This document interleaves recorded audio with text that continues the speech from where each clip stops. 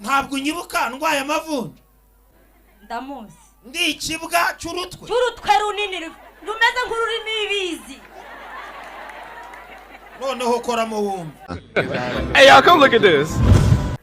Ntabwo wibuka isoko ryateranye bavuga ngo ninjye muntu ushingirira abaturage ngo ugiye guhinga akitema nuko tuba twahuye ucuruje abamwiba ngo ninjye twahuye ariko bandangiye Yesu mugeramo ngezaho Yesu. Haleluya.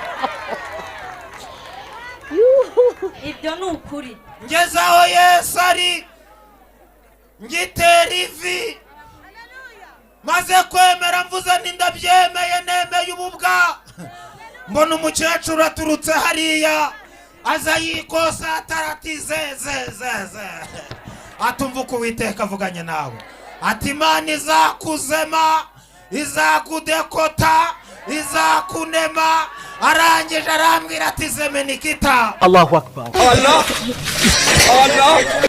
Bishatse kuvuga ngo ntuzagwa nzira none shimwa Mana yacu hirya yawe na yindi mana muriye ayo mashariye ayewe shimwa Mana yacu we hirya yawe mana na yindi mana we. Warakoze. Ayewe w'icyubahiro ni cyande.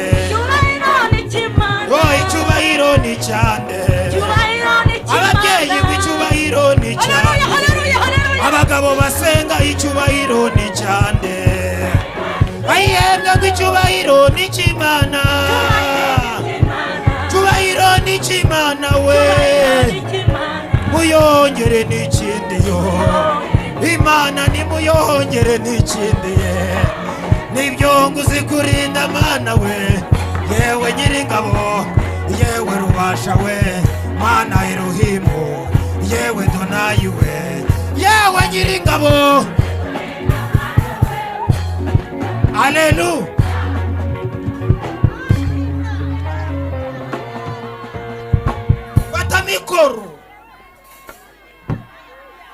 Fata mikoro turashaka kuvuga imbabazi. Nukuzivuga. Haleluya. Ndamuzi neza si inkuru nabariwe yahoraga mu gasoko k'iwacu ko mu cyahafi. Yasogongeraga ibigage guhera ku wa mbere kugera ku wa nyuma. Ndamuzi neza. Nanjye Mana nzajya gukorera.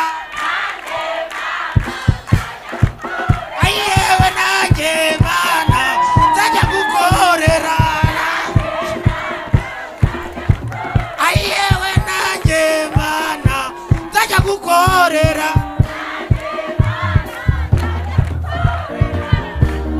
Ndashaka ko tuvuga imbabazi. Icara. Today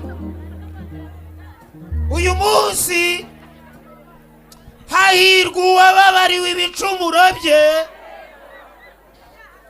Ndasaba abantu mwese, ndatangariza abanyarwanda, ndatangariza abanyamahanga, muntu wese utarahabwa imbabazi n'Imana ibyo atunze byose ntakirimo kuko bizayenga nk'umuyonga ariko mu mbabazi ducungirwa n'umutekano w'ibyacu.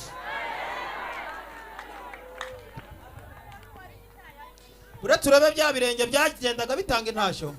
Yerega ndakuzi, yewe ndakuzi urya ibishabiro. Tongera havuka zo kwa Nyiramushyushya. Ndabizi neza. Nini wajini amekate buri kwa nini?